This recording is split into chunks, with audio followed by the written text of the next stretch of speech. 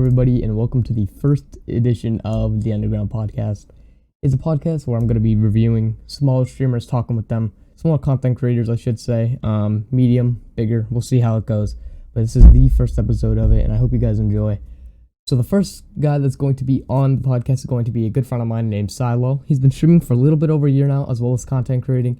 He's creeping up on 400 subs on YouTube, as well as he has 1,500 followers, sorry for that, on Twitch. Make sure you give him a follow. I'll drop all the stuff down in the description. Really good streamer, really good at FPS shooters. And yeah, so let's get him in here. Cylo, what's going on? Hey, what's up? What's up? All right, so I guess we'll just hop right into all the questions that we're going to ask. All right, so the first question I want to ask is, I know that you had to take kind of like a break, at the beginning of 2021 because of issues that I won't explain. But what are kind of your plans on growing and getting bigger on platforms like TikTok, Twitter, obviously Twitch and YouTube over these next couple months of the year?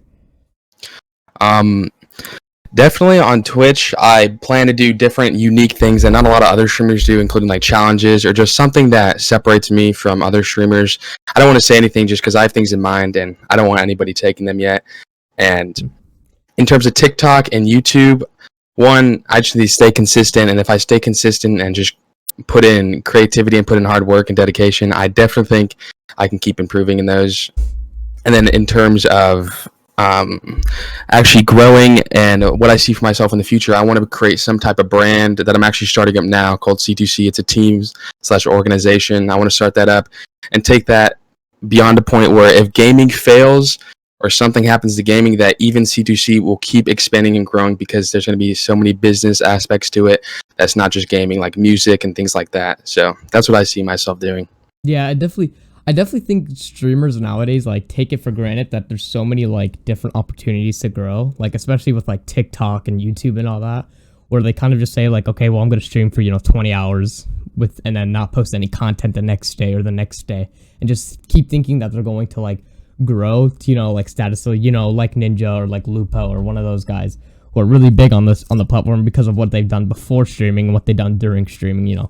Brands, like you said, with the C2C thing. I think that's a really good idea because if you look at Nadeshot, he was a pro turned kind of YouTuber, and so he knew that living off YouTube, he could, but he wanted a different source of income and a different source of content, where he created 100 Thieves, which is huge, as you can see nowadays. But yeah, I definitely think there's a lot of opportunities to grow within nowadays, with TikTok and all that. Oh yeah, 100%. I think Nadeshot was the first one to actually bring the business aspect of it into gaming, because before there were FaZe Clan started to do it, where they were sponsoring. They started getting in touch with a lot of rappers, which gave both the rapper and FaZe Clan exposure. The Nadeshot and 100 Thieves are known for, one, their comp play, and two, their merch, and their merch is absolutely insane. Yeah, I agree with that. Which is one thing. So Nadeshot is actually someone I look up to because he's the one that kind of inspired me to or made me realize that gaming, you need to have more than just gaming. You need to have a brand behind it. You need to represent. Mm-hmm. You need to represent yourself, and there's just more to gaming, and there's also business involved with that. Yeah, there's the streamers nowadays. If you look, it's all about more. I think it's more about their brand and what they're trying to grow. Obviously, their content is still great, but that's not. I feel like people are also wanting to expand because content can only take you so far.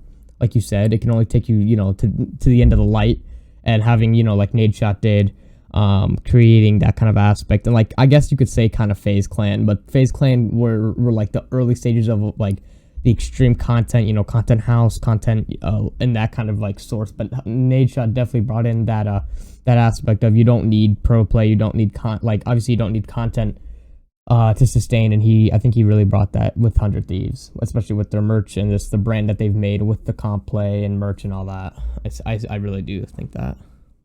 Yeah, and also to take back what you said earlier about FaZe, how they had a content house. FaZe really had the ground plan, the base plan, and set out that entire plan for almost all these teams and organizations nowadays. Because every team you think about, whether it's Disrupt Gaming, there's 100 Thieves, there's, I think it's called 1%. They all have these different houses, and FaZe, I think, was one of the first people to do that and then turn it into a business.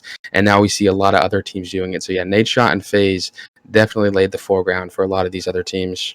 Yeah, I definitely think that because I think FaZe was so unique at the time because they just started so much within at first it was trick shotting and creating that kind of content. Not really worrying about the skill and gameplay within the content instead of other aspects, and then creating obviously the house that laid the stepping stone for all these other big teams.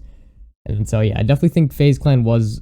Well, they were like the first to, I think, just like you said, lay the floor plans for all these different teams to get started within, I guess, the scene of content creating. Not so much as brand creating, as FaZe Clan kind of they've been doing it for a while, but I think they just started recently doing it like super heavy, where they were mainly focused on the content creating aspect, which was the thing at the time, because just what they were doing was so different than any other team. If you think about it, everything they did was different pretty much.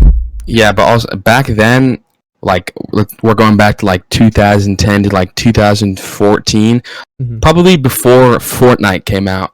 Yeah, gaming could obviously be a career and something you do for a living, but it was definitely not what it is today. Because when Fortnite came out, gaming blew up exponentially because Fortnite was the biggest game in the world. Someone that didn't play games came because of Fortnite, and Fortnite just blew up gaming as a whole. So now FaZe just started so early that all they had was content creation. They were also young, so they couldn't really have a business aspect to it. But I definitely think as they grew up, and with Fortnite and gaming just exploding, it definitely helped them, and they just had perfect timing. Yeah, what you said about Fortnite, I think Fortnite gets too much hate for what it's done for gaming.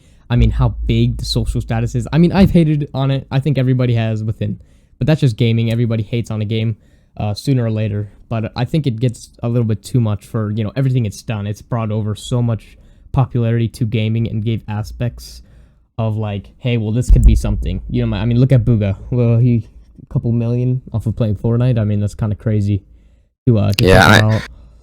It's just the community.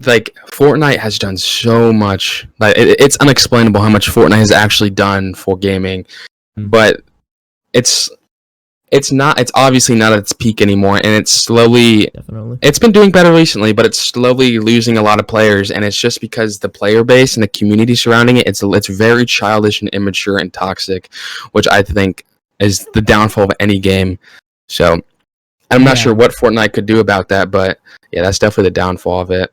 And I think the reason for the community being so young and so, not knowing kind of gaming etiquette within, the gaming world, because, there's obviously these guys who are playing MW2 who've been playing games since they were created, be like, what is this guy talking about, And I think it's just because they advertise it as a child's game, pretty much.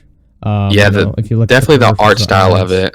Yeah, so it draws parents and, whoever's your guardian, I shouldn't say parents, but whoever's, allowing you to play these games, it's drawing them more, oh, well, it's not as, there's no blood, no, gore, it's building, and, that is very true, pickaxes. Yeah. I think that's why it's so much of a bigger concept, because, you see Call of Duty, yes, you're going to see, some young fellows in there, but you're mainly seeing, some more old guys who have been playing the game of Call of Duty for a good amount of time now.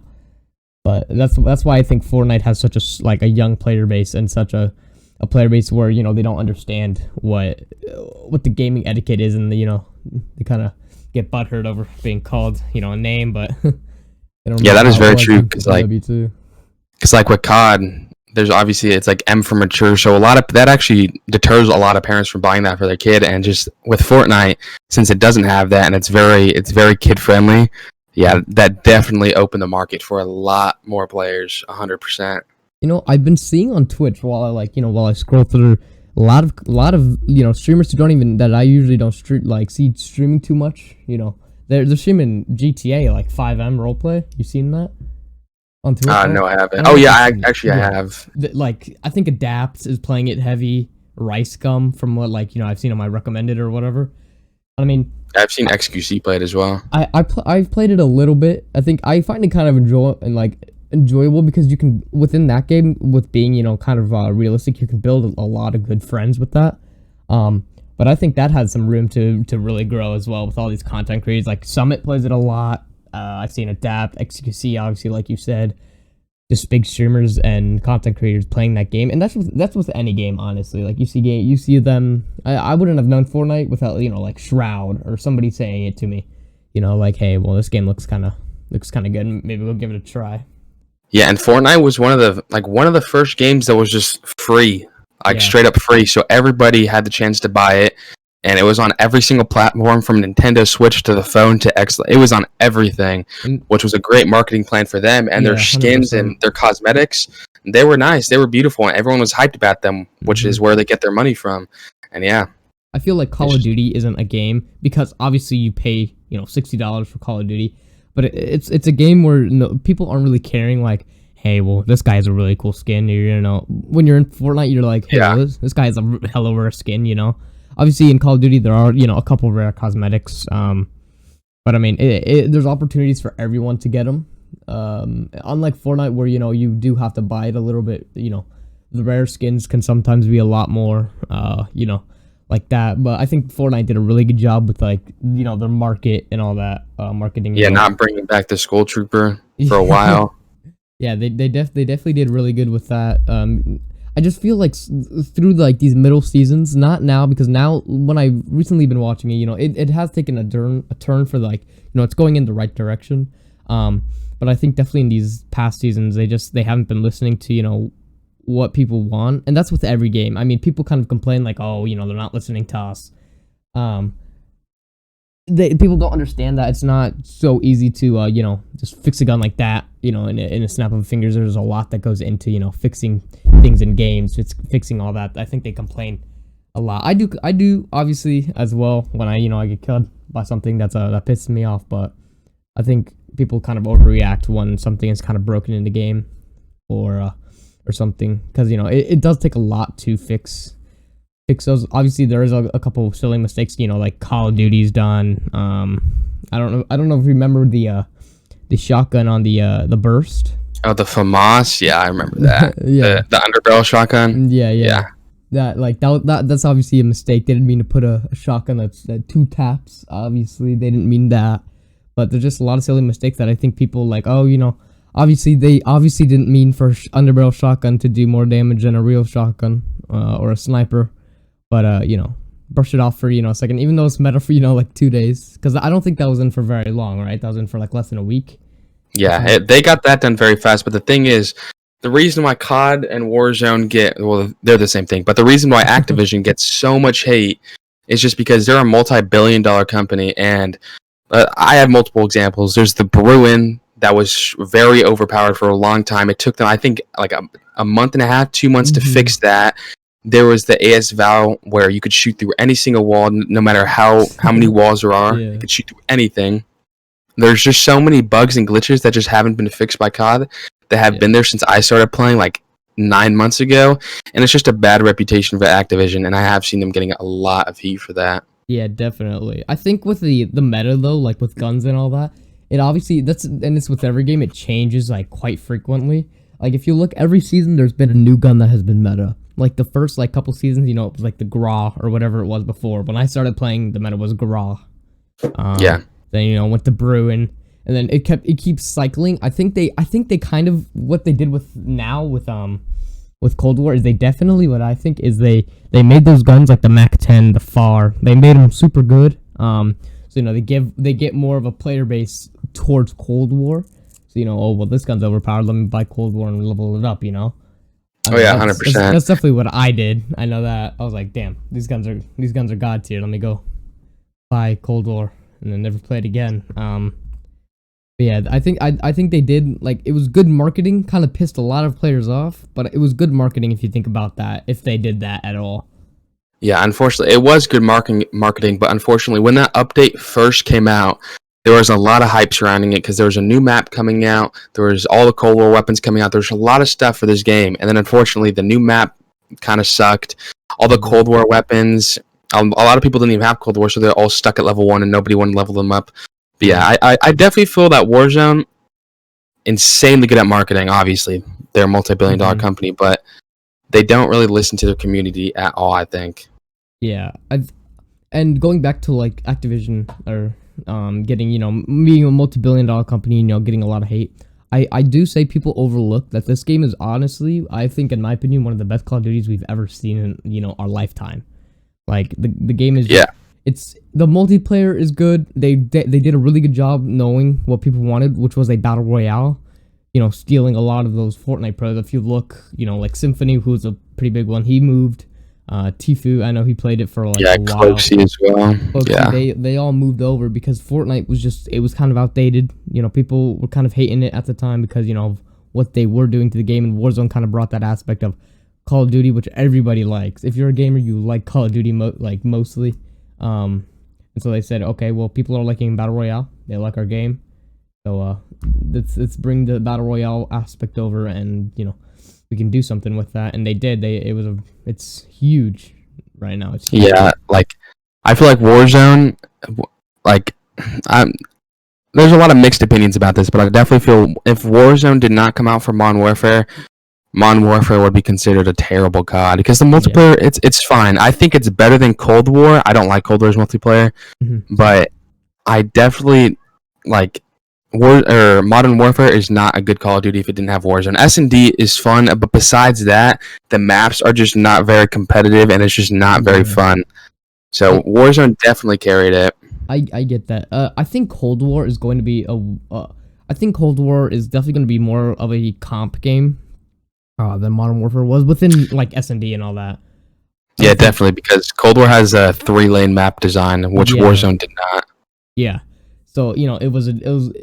I liked watching Modern Warfare Pro League. I like watching CDL. It was enjoyable, but I definitely think Cold War is going to definitely have a little bit of a bigger one.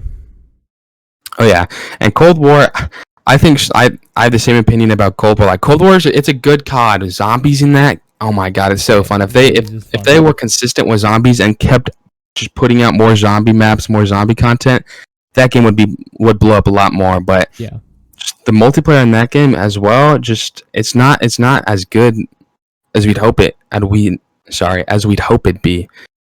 It just doesn't live up to the hype for me, at least. Yeah, Cold War was definitely a little bit overhyped. All right, let's move on to the next topic. We kind of got out of hand with that one. All right, next one. What is one thing that you wish you did differently when you were kind of starting up? Streaming, posting on YouTube. What is one thing you wish you would have done differently? 100%. I would have stayed consistent because there's a lot of days or a lot of times where I was just like, oh, I don't need to post today. Nobody's really looking for me or like waiting to see my content. And although that may have been true, one thing people need to know is that although someone might not care if you don't post today, it just shows that you're someone to look up to because you post consistently every single day, even if you don't like want to or you feel like you just feel bad and you don't feel like you can, and you still post. It's just that sense of respect, and it just shows who you are and your character, which a lot of people don't think about, but it's just subconsciously put in your head. Yeah. When someone's consistently posting and is just very consistent. Yeah, I definitely think with like the great players, there's one Call of Duty player. I don't know if you know who he is. His name is Default. He's oh yeah, I know.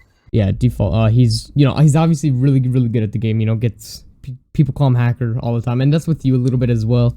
I think with the better Call of Duty players, people want to, and they should really take advantage of their skill that they have because they've honestly been blessed with the skill that they have. And I definitely think they should take advantage of that because people are always wanting. They don't even. It's not even people like, hey, this is great content. There's more views coming off. Oh well, this guy's cheating. This guy's not legit. Oh, 100%, yeah. And so they honestly, if I was as skilled as he is, and he doesn't post too often, but I do enjoy his content.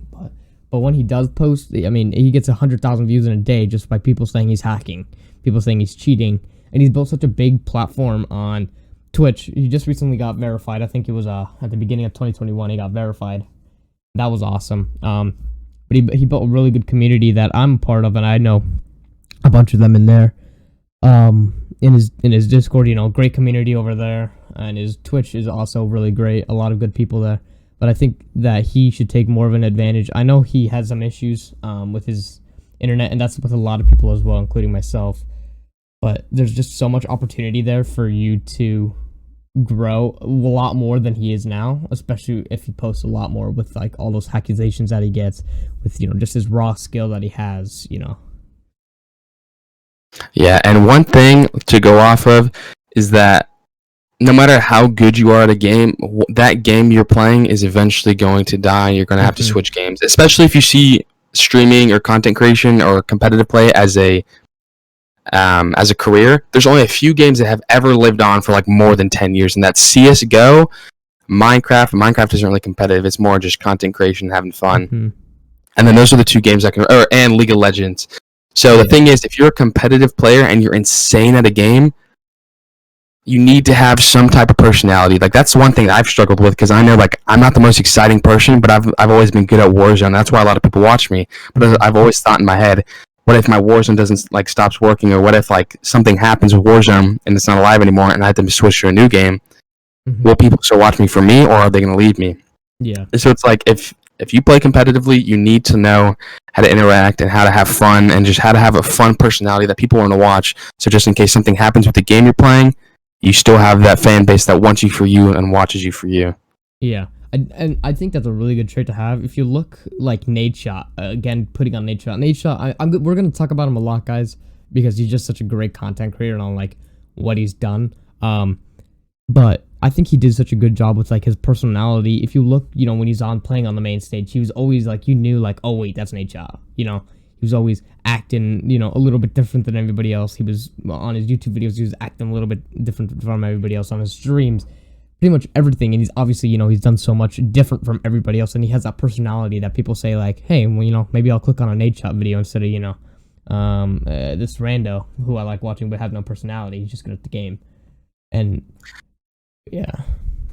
One person that truly has the competitive nature down, the personality and business aspect down is Nick Merckx, and that's why he's at the top of Twitch every single day he streams. I'm pretty sure like an hour ago when he was streaming, he peaked at 80K viewers on Warzone. And Warzone he typically gets like 60K, but 80K he's just been blowing up again recently, and it's because he's hilarious, he's competitive, he's very down to earth, and he's not egotistical, which people can relate to. People relate to him, and just people like him. And he's been in the streaming industry for a long time, he's just a perfect match for streaming. Yeah, I agree with that too. This, like Tim the Tapman and all these. Oops, sorry about that. A lot of the big streamers, they have that personality that everybody knows. It's just. Yeah, like Tim the Tapman's known for like fall damage and how he dies. And I think the one pro right now that does a really good job with it is Scump. I think Scump has a really good personality when he's playing. He's a little bit different than everybody else. With skill wise, personality wise. I think a lot of the pros now are just banking on, hey, well, these guys just want to watch me because Call of Duty. And I mean, it works. You look at Priesta, he's obviously not averaging, he's not the top of Twitch, but he's making a living. He's at 500 between like 500 and like 1500 viewers constantly. Crowder, he's not a player, but he's the coach for Atlanta FaZe. He has a good personality, but but I he just plays think Warzone, right? Yeah, I just think pros, they don't think about the future. I agree with that as well, 100%. All right, let's go on to the next one. What is one thing that you think is like overrated within like content creating, like smaller streamers thinking like, oh well, I need this and this. What do you think is overrated? Because I know I have my opinions, but what do you think about that? Overrated. I'm not sure. Hmm. I definitely think smaller content creators think that you need like the best rig or like the best setup.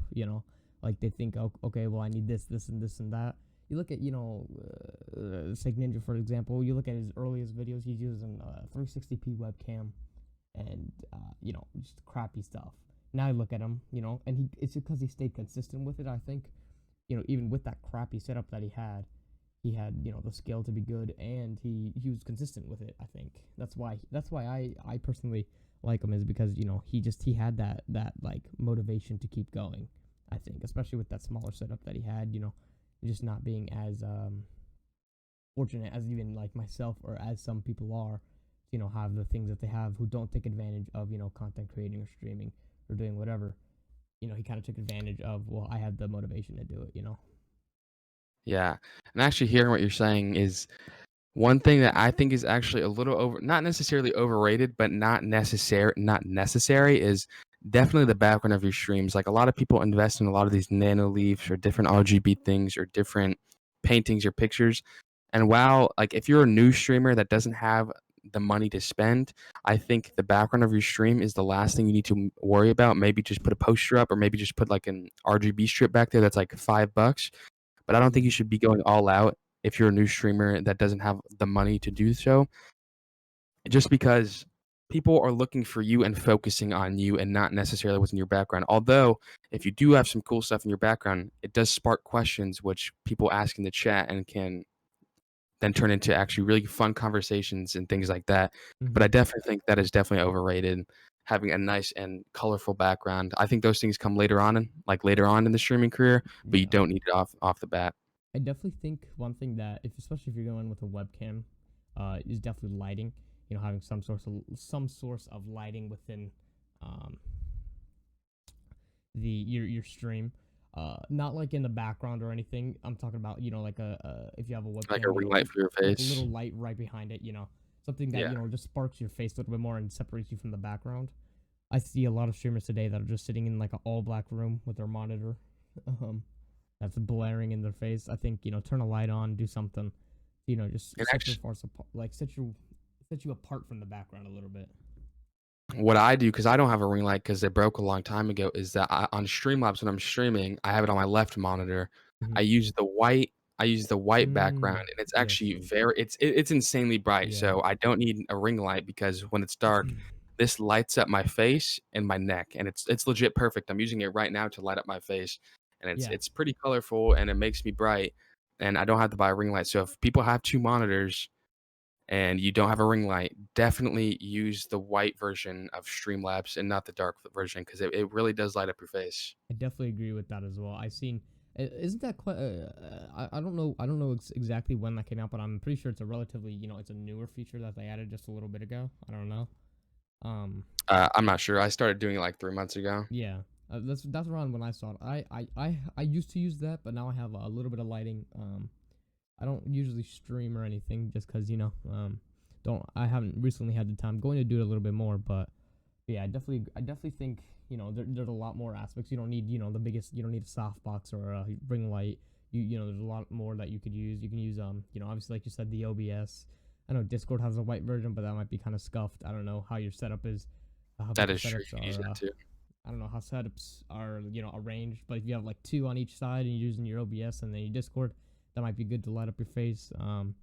Yeah, I definitely think what you said, a background is definitely overrated. I think having just some nice lighting to good personality and gameplay can really go a long way. 100%.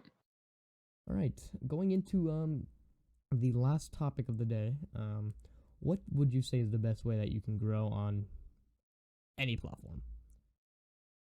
Like I said earlier, consistency, and secondly, just having your own style and not obviously keep up with the trends, but add your own personality to it, add your own twist to it because it's just thing like if you add your own personality to it, people when people see you, I don't know how to word this. It's just that People are hooked automatically when they see that different personality and different like kind of structure of the video. it's just yeah, it's very unique and people will notice that. Like you might Mm-hmm. not think about it, but people will notice like, "Oh crap. This is I haven't seen this before." And yeah, people will notice that. So just be unique and stay consistent. And if you do that, as long as you don't get exposed or don't say anything stupid, trust me, you will grow. Yeah, I definitely think two people that I know did a really good job with that is Lucci and Sally is a dog. I think his name is on TikTok. Two big Oh yeah. COD creators. I think they really did. They added a lot of their own personality. I think the Sally guy has like that. He dresses himself up as like an intern and like bosses him around. I think that's super Yeah, I've funny. seen that. That entertains me. Lucci has his own kind of aspect. I can't really explain his like his personal aspect because it's so different. There's no like explaining how different it is, But I definitely enjoy his content and Sally's, both really good content creators. Yeah, and if you notice, Lucci, the style of his TikToks, a lot of people have been not necessarily copying it, but just using his style and doing it the same way that he does. And there's a TikToker known as Burger. He does these Yes. episodes called "Is He Cheating?" and then he shows a Mm-hmm. kill cam, and then he gets all dressed up with like a microphone. And the person he's doing it on is obviously cheating. It's just like for fun and just to make Yeah. fun of the fact that he's cheating. And I've seen, I kid you not, at least like 3, 4 different people on my For You page that have done the exact same thing. And it's just that if you create a trend and you create something that people want to do and that just sparks content like that, that's Mm-hmm. also great for you and other people. So yeah, creating trends is also another great way you can grow, especially Yeah. on TikTok. Yeah, I think TikTok is people need to take advantage. All you really have to do, guys, is load up OBS, and just record a round or two of if you're playing COD, Siege, do something because getting clips, honestly, you probably don't know. I mean, some of you do when you like scream and yell in your mic when you get a clip, um, but there's so many clips that you can put into a video and make your own style, copy a style, and just it's super easy to edit, super easy to put together, and just post a 60-second, 15-second TikTok about something that you think is interesting, just whatever. Honestly, it's super easy to get started, and TikTok is just such a viable resource right now. Yeah, before TikTok ever came out, it was it is unexplainably hard to grow when TikTok wasn't a thing. Like Lucci, 100%. I mean no disrespect or hate towards him, but like Lucci, Stamman34, Sally's a dog, we never saw their faces before TikTok. Same with like Charlie 100%. D'Amelio, people like that. Like Charlie D'Amelio grew to 100 million followers Like in two a little years. over a year. Yeah, that's Like, crazy. 16 years old, and I don't want to say she's set for life, but she has a, oh no, she has a good. she's 100% set for life. Yeah, but she grinded though. If you look, she posted every day of her dancing, doing whatever. Posted every day, Yeah, 2 times, 1 time a week, or a day. I I mean, truly I truly hate the fact that people hate on Charlie D'Amelio. Like they're like people. Okay, let me ask you this: would you consider Charlie D'Amelio a celebrity? yes, she goes anywhere, she'll get noticed. I mean, I'd notice her if Charlie Like yeah, like D'Amelio walked by. Like, it's so sad that there's an argument on TikTok and Twitter that she isn't a celebrity when she's been on a Super Bowl commercial. She has her own drink at Dunkin' Donuts. It's exactly. like, I'm sorry, like you might hate Charlotte D'Amelio because you think she got famous for no reason or whatever you hate her for, but She grinded she's for a it. celebrity and maybe dancing doesn't look that hard, but she's an actually decent dancer and good dancer that Hmm. not a lot of people are like that. And she Yeah, posted every single day, 2 to 3 TikToks every single day. And I don't think she deserves half of the hate that she gets. She's definitely not. It's people that hate on her are like, oh well, I didn't get this opportunity. I post once a week, Like you don't understand. She put her like for her 16-year-old, 15-year-old life into creating TikToks, and I mean, look where she is now.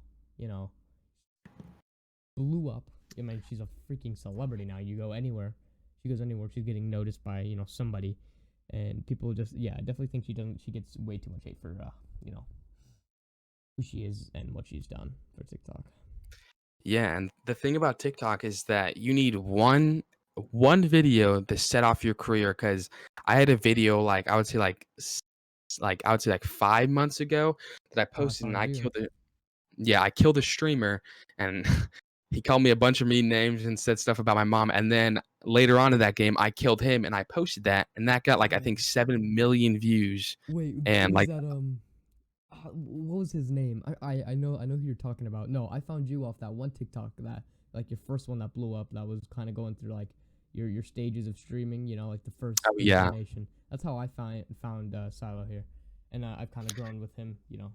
Become pretty good friends over the years. But yeah, he's definitely Cylo. I'm gonna leave everything down in the description for him. TikTok, Twitter, YouTube, Twitch, everything. Go follow him. I'll leave like my YouTube down there. But yeah, go follow him, guys, for real. yeah, like that one TikTok, I think I peaked at like 200 something viewers. And I don't like to promote or like encourage anybody to go hate on somebody else. But when I made that video, I think the guy, I'm not going to name names, the guy that said mean things to me or whatever. I didn't really care. I literally did not care at all. I was all in like a joke. But all the people that saw that TikTok then went to his Twitch, his Instagram, and TikTok, and just roasted and just said terrible, terrible Yeah. things. And I told them not to in my comments, but I don't control 7 million people, so it's like they saw that, or they saw the TikTok and they went and hated on him. And eventually, the guy that said all those things, he had to block me on everything, and then he had to make his account private, sadly. But I yeah, definitely it's think just go ahead. I definitely don't think he would have said what he said if he knew you were your age. I think he kind of was like, and I think that's what's everybody's mind, like, oh well, like, that kid's, he's probably my age. It just clicks in his head. I definitely don't think he would have said it if he knew your age. Maybe he would have. I don't know him. But yeah, it was super funny to like look at and just like see it develop. When I went to a stream once and Nax was in there. Everybody was in there just going off on him. It was funny to see. Yeah, I definitely think that was super funny. We will be having to wrap it up here. We are past the 30-minute mark, but yeah, I definitely enjoyed that, guys. Everything will be left down in the description, like I said. I do hope you enjoyed the first episode, and yeah, I hope to see you guys in the next podcast. I do. Later.